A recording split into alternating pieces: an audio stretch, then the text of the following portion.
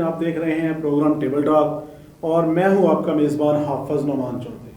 جیسا کہ آپ میرے پروگرام میں مختلف شخصیات کو دیکھتے رہتے ہیں، ان کے خیالات جاننے کا موقع بھی ملتا ہے، کچھ ان کی باتیں بھی آپ کے سامنے آتی ہیں۔ مختلف شعبہ ہے زندگی سے تعلق رکھنے والے لوگ میرے پروگرام میں آتے ہیں، جس میں سے صحافت بھی ہے، سیاست بھی ہے، کلچر بھی ہے، ادب بھی ہے، کسی بھی شعبے کو لے لیں۔ الحمدللہ آج ہمیں اللہ پاک نے یہ اعزاز بخشا ہے کہ ہر شعبہ زندگی سے تعلق رکھنے والے لوگ ہمارے پروگرام میں آئے، اور یہ آپ کی محبت، آپ کا فیڈ بیک اور آپ کی یہ ہمارے ساتھ شفقت اور خصوصی طور پر وہ ایسا تعلق ہے جس کی وجہ سے ہمیں پروگرام دوبارہ کرنے کا حوصلہ بھی ملتا ہے۔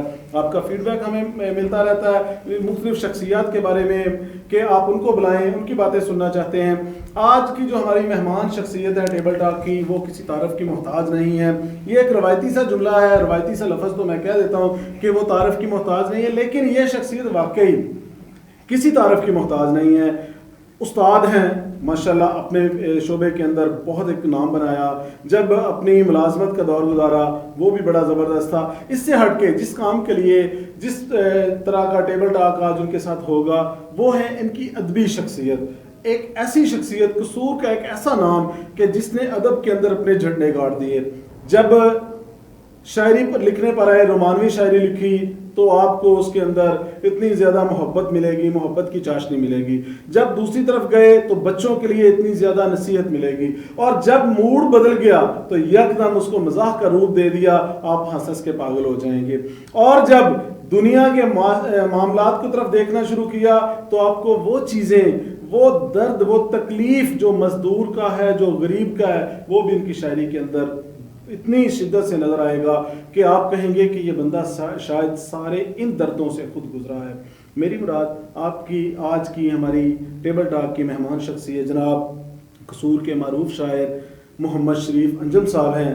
سر آپ کو ویلکم، بہت مہربانی کہ آپ نے بڑا اپنا قیمتی لمحات میں سے چند لمحے ہمیں عطا کیے اور آواز سٹی 49 کو یہ اعزاز بھی بخشا، اور اللہ پاک نے ہمارے ذریعے قصور کا ایک ایسا ہیرا جس کی آپ کتابیں تو پڑھتے ہیں، آج اپنی زبانی سنانے کے لیے آج ہمیں وہ پلیٹ فارم مہیا کیا۔ سر شروع کرتے ہیں، ذرا سب سے پہلے کوئی آپ کی حمد ہو جائے، حمد کے کچھ چند اشعار اور نعت کے، تاکہ یہاں سے آغاز کریں پھر آگے چلیں۔ بہتر جی،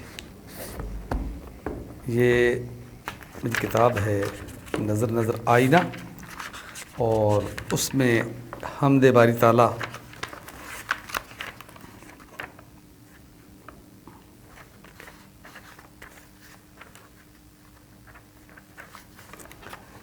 کہ عرض کیا ہے، پاتال سے افلاک تلک تیری نظر ہے، تو قادر و عادل ہے، تجھے سب کی خبر ہے۔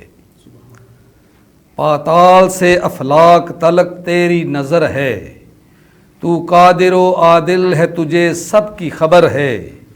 یہ ارض و سبا، شمس و قمر اور ستارے، ہر ایک اشارے پہ تیرے محو سفر ہے۔ ہر دشت و جبل ہے تیری تسبیح میں مصروف، سجدے میں تیرے سامنے ہر ایک شجر ہے۔ مدحت میں تیری نغمہ سرا پنکھ پکھیرو، ہر مرغ چمن محو ثنا وقت سحر ہے۔ گرچہ تیری صورت نہیں دیتی ہے دکھائی، گرچہ تیری صورت نہیں دیتی ہے دکھائی، کہتے ہیں میرے قلب و نظر ہے تو مگر ہے نام تیرا عرفہ معزن کی اذاں میں، ہے نام تیرا عرفہ معزن کی اذاں میں، پیغام تیرا گونجتا ہر ایک نگر ہے۔ لا ریب کے ہر سمت ہے ادبار کی ظلمت، لا ریب کے ہر سمت ہے ادبار کی ظلمت، ایک نور سے تیرے میری پر نور ڈگر ہے۔ صد شکر کرم سے تیرے آباد ہے انجم، صد شکر کرم سے تیرے آباد ہے انجم، کب نخل تمنا میرا بے برگ و ثمر ہے۔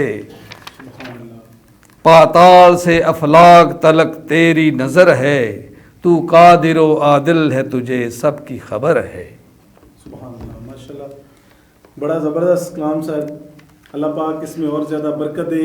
چند نعت کے اشعار بھی ہو جائیں تاکہ پھر ہم پروگرام کو اپنے نقطہ عروج کی طرف بھی اور آپ کی باتوں کی طرف، آپ کے جو چاہنے والوں کے سوالات کی طرف، وہ باتیں جو کہ آپ کی لائف سے جڑی ہوئی ہیں، وہ باتیں جو کہ آپ سننا چاہتے ہیں، ناظرین کی طرف سے ہمیں سوال آئے تو نعت کے اشعار کے بعد اس کی طرف چلیں گے.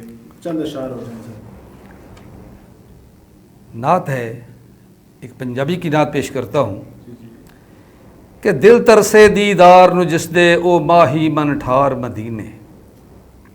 دل ترسے دیدار نو جس دے او ماہی من ٹھار مدینے. اوگن ہار دا دردی سونا دکھیاں دا دلدار مدینے. جس دے ذکر دے صدقے میرے شیراں وچ تاثیراں رچیاں. جس دے ذکر دے صدقے میرے شیراں وچ تاثیراں رچیاں. من تنبے چوں نکلن ناتاں کھڑکے دل دی تار مدینے. اور جس دے بول رسیلے سن کے پتھر وی پہ کلمہ پڑھ دے. جس دے بول رسیلے سن کے پتھر وی پہ کلمہ پڑھ دے. لفظاں نو خوشبوواں ونڈے او مٹھڑی سرکار مدینے. تے غوث کتب ابدال ولی سب اسے باغ دیاں ہن کلیاں. شاہ و گدا سب اس دے بردے سبنا دا سردار مدینے. تے سینے اندر سدھر تتلی دل دی تھاپ تے چمر پاوے. سینے اندر سدھر تتلی دل دی تھاپ تے چمر پاوے. تے جگنواں وانگوں اتھرو چمکن جے سدن سرکار مدینے. سن لے ارزاں سونیاں سائیاں اکھیاں وریاں تو ترے آئیاں.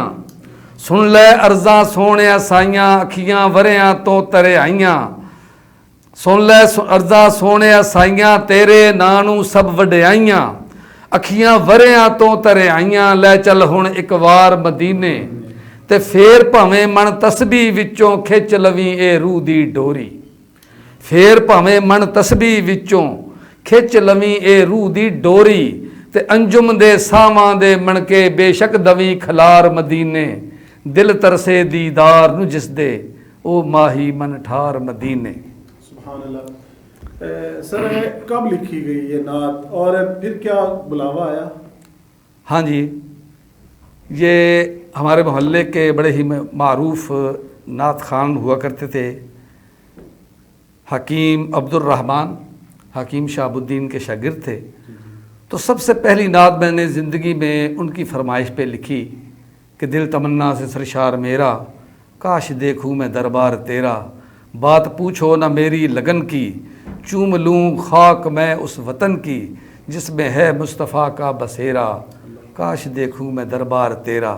اور اس کے بعد وہ اتنی معروف ہوئی، اتنی مشہور نعت ہوئی کہ مختلف مساجد میں نعت خواں حضرات خوش الانی سے پڑھا کرتے.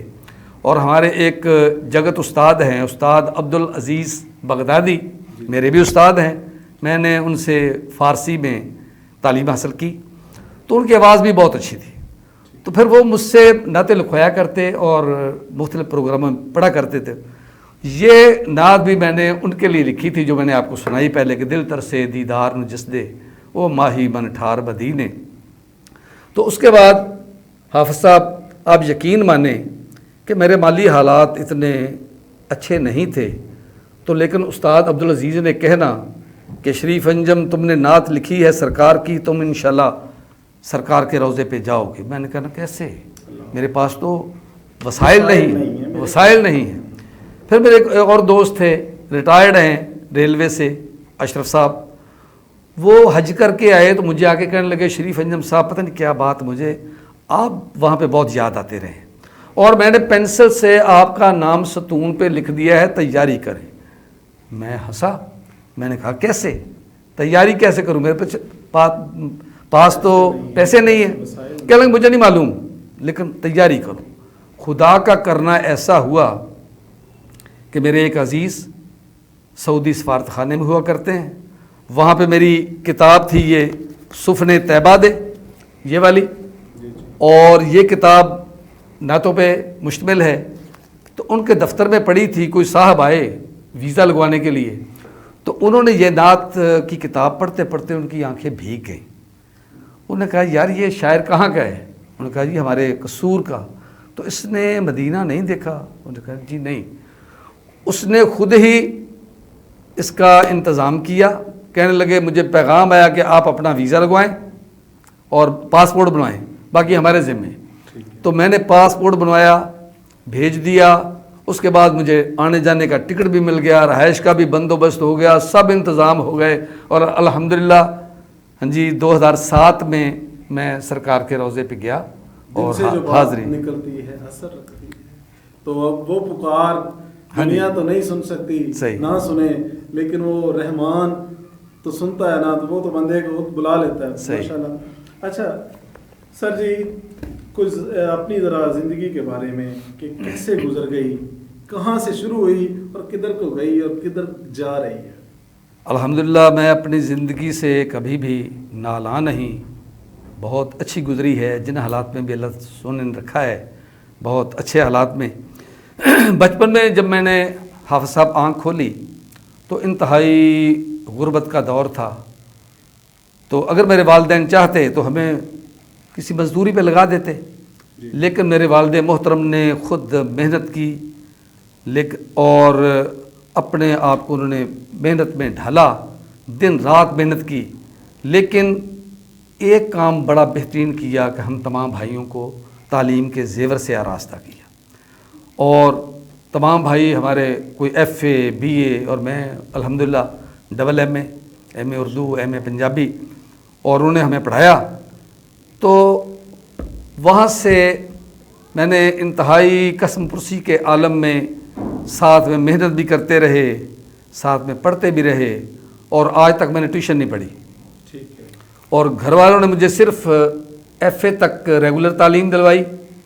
اس کے بعد میں نے محکمہ شناختی کارڈ جوائن کیا، 3 سال وہاں سروس کی. پھر وہاں سے میں نے ریزائن کیا اور محکمہ واپڈا میں آ گیا. تو واپڈا میں اس دور میں کام زیادہ نہیں ہوا کرتا تھا، بہت چند ایک فائلیں ہوتی نپٹانے کے لیے، اس کے بعد خاصا ٹائم مل جاتا تھا. تو میں نے سوچا کہ کیوں نہ میں اپنی تعلیم کو بڑھاؤں. تو پھر میں نے 82 میں بی اے کیا پرائیویٹ، اور 85 میں 87 میں میں نے ایم اے اردو کیا، اور 90 میں نے ایم اے پنجابی کیا.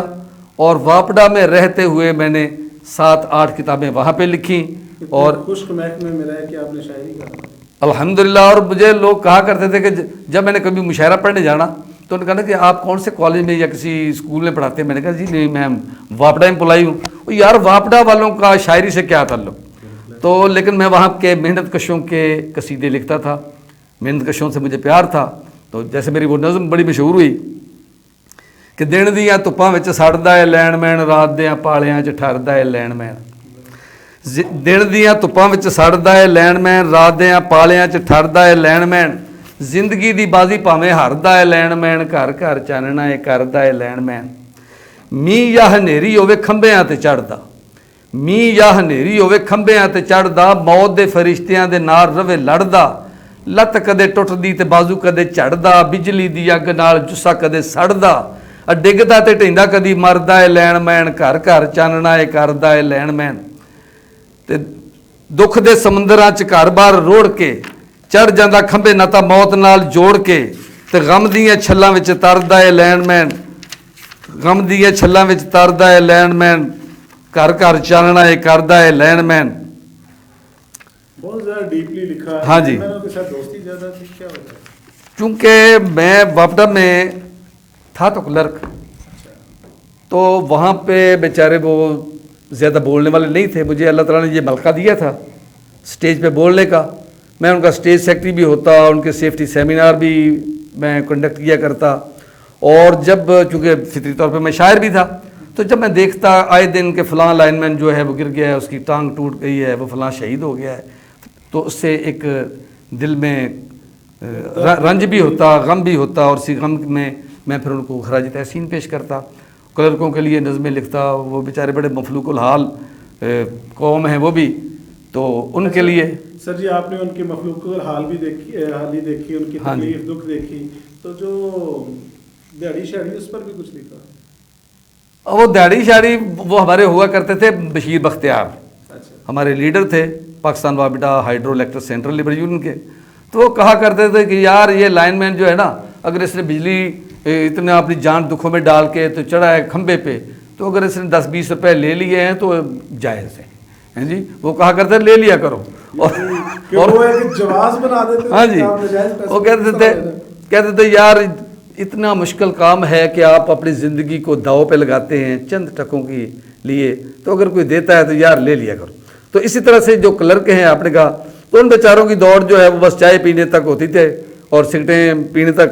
तो मैंने उसमें एक नज़म थी ना कि कद चंगे होवणगे रब्बा ए मंदे हाल क्लर्कां दे, तो उसमें एक बंद था कि नित मंग मंग सिगरेटां पीने आ चावां दे कप ते जीने आ, नित मंग मंग सिगरेटां पीने आ चावां दे कप ते जीने आ, अखियां दे हंझू डक डक के असी फट गमां दे सीने आ, पै मिट्टी विच रुलीने आ वेखण नूं लाल नगीने आ, ਜਿਹਦਾ ਕੌਡੀ ਮੁੱਲ ਨਾ ਪੈਂਦਾ ਏ ਅਸੀਂ ਉਹ ਬਦਬਖਤ ਖਜ਼ੀਨੇ ਆ, ਅੰਜੁਮ ਨਾ ਕਿਸੇ ਦੇ ਨਾਲ ਹੋਵੇ ਜਿਹੜੀ ਹੁੰਦੀ ਨਾਲ ਕਲਰਕਾਂ ਦੇ, ਕਦ ਚੰਗੇ ਹੋਵਣਗੇ ਰੱਬਾ ਇਹ ਮੰਦੇ ਹਾਲ ਕਲਰਕਾਂ ਦੇ, 5-7 ਸਕੇਲਾਂ ਦੇ ਅੰਦਰ ਇਹ ਭੌਂਦਾ ਭੌਂਦਾ ਟੁਰ ਜਾਂਦਾ, ਨਾ ਮੂਲ ਤਰੱਕੀ ਮਿਲਦੀ ਏ ਇੱਕ ਥਾਂ ਤੇ ਜੁੱਸਾ ਖੁਰ ਜਾਂਦਾ, 11-12 ਤੱਕ ਪਹੁੰਚਦਿਆਂ ਜਿੰਦੜੀ ਦਾ ਤਾਰਾ ਹੀ ਭੁਰ ਜਾਂਦਾ, ਅਕਿੰਜ ਖੜਕੇ ਤਾਰ ਨਮਾਣੇ ਦੀ ਹੋ ਤਾਲ ਤੋਂ ਵੱਖਰਾ ਸੁਰ ਜਾਂਦਾ, ਕਦੀ ਆਪਸ ਵਿੱਚ ਨਾ ਮਿਲਦੇ ਨੇ ਫਿਰ ਸੁਰ ਤੇ ਤਾਲ ਕਲਰਕਾਂ ਦੇ, ਕਦ ਚੰਗੇ ਹੋਵਣਗੇ ਰੱਬਾ ਇਹ ਮੰਦੇ ਹਾਲ ਕਲਰਕਾਂ ਦੇ।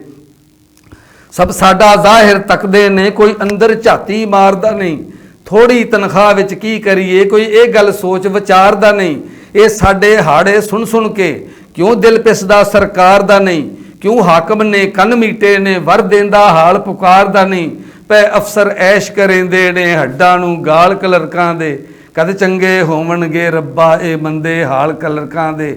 ਥੋੜੀ ਤਨਖਾਹ ਦੇ ਵਿੱਚ ਦੱਸੋ ਦਿਨ ਰਾਤ ਗੁਜ਼ਾਰਾ ਕਿੰਜ ਕਰੇ, ਕੀ ਚੁੱਕੇ ਭਾਰ ਜ਼ਮਾਨੇ ਦਾ ਤੇ ਸੁੱਖ ਦਾ ਚਾਰਾ ਕਿੰਜ ਕਰੇ, ਤਾਲੀਮ ਬਿਮਾਰੀ ਵਿਆਹ ਸ਼ਾਦੀ ਤੇ ਖਰਚਾ ਭਾਰਾ ਕਿੰਜ ਕਰੇ, ਟੁੱਕ ਪਾਣੀ ਲੀੜੇ ਲੱਤੇ ਦਾ ਸਾਮਾਨ ਵਿਚਾਰਾ ਕਿੰਜ ਕਰੇ, ਇਹ ਬਹੁਤ ਵਿਖਾਲੀ ਦੇਂਦੇ ਨੇ ਸਾਰੇ ਜੰਜਾਲ ਕਲਰਕਾਂ ਦੇ, ਕਦ ਚੰਗੇ ਹੋਵਣਗੇ ਰੱਬਾ ਇਹ ਮੰਦੇ ਹਾਲ ਕਲਰਕਾਂ ਦੇ। जबरदस्त जी सर, आपने ये तो कह दिया कि क्लर्कों के हाल बड़े बुरे हैं। हाँ। लेकिन जो क्लर्क हमारी आवाम का हमारी कौम का करते हैं, क्योंकि उस पर भी लिखना चाहिए आपको। मेरा ख्याल है कि वो भी आप पर कर्ज है, क्योंकि कहा जाता है कि अगर पाकिस्तान के क्लर्क ठीक हो जाएं, पाकिस्तान का कोई महकमा बैक पर नहीं जाएगा, सारे महकमे भी मौज में आ जाएंगे, अवाम भी सुकून में आ जाएगी। इस पर बात करेंगे और सर की शायरी पर भी बात चल रही है, कुछ इनकी जो बुक्स आई हुई हैं उन पर भी बात होगी। छोटा सा एक वक्फा है, वक्फे के बाद दोबारा हाजिर होते हैं। ज़की ब्रदर्स की फखरिया पेशकश, बिजनेस क्लास डाइवो एक्सप्रेस, पुरसकून माहौल, आरामदेह, तेज तर और महफूज तरीन सर्विस, कुशादा सीट्स, हर सीट के सामने DVD की सहूलत, अपनी पसंद की तिलावत कुरान पाक, नाज शरीफ सुने या अपनी पसंद का ड्रामा और मूवी देखें। पुरलुत्फ सफर ज़की डाइवो बस सर्विस के साथ। ज़की ब्रदर्स के सर्विस टाइम्स